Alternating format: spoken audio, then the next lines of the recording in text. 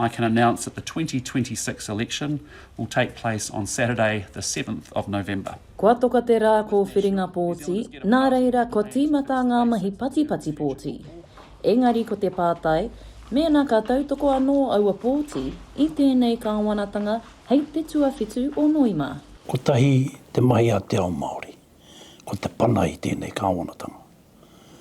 Kare ko atu kare o nā mai koe nā te kaupapa. Kaore tēnei me mapare mata o mua, a Tukoroirangi Morgan i te noho hopo, anei o na whakaaro mō te anamata o tēnei kāwanatanga.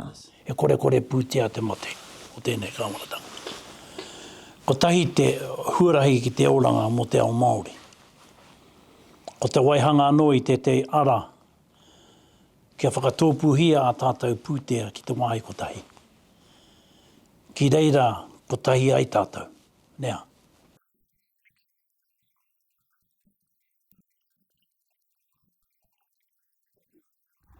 E hara Nanaia Mahuta i te tauhou ki ngā tau o te kōwhiringa pōti.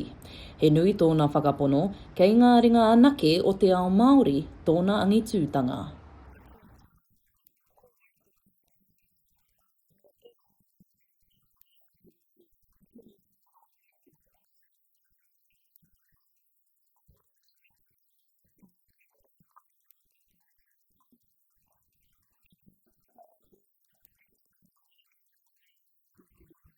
Hei tā te Premier ka tū te kōwhiringa pōti, hei te tuawhitu o Noima, koe rā te rā ka haere tōtika ngā kaipōti ki ngā wāhi pōti.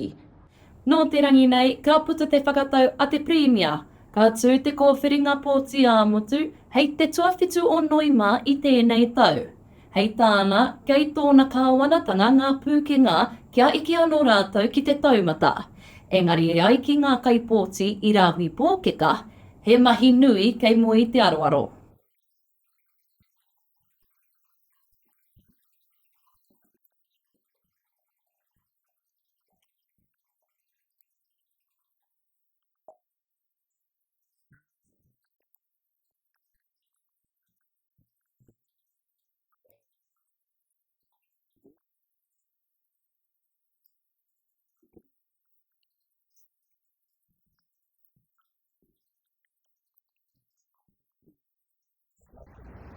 Hei tā Nanaia, e whakamanana tana kōrero i te Māori ki te anga whakamua ka puta mai tō rātou ake mana motuhake, ka wehenga atu i te kāwanatanga.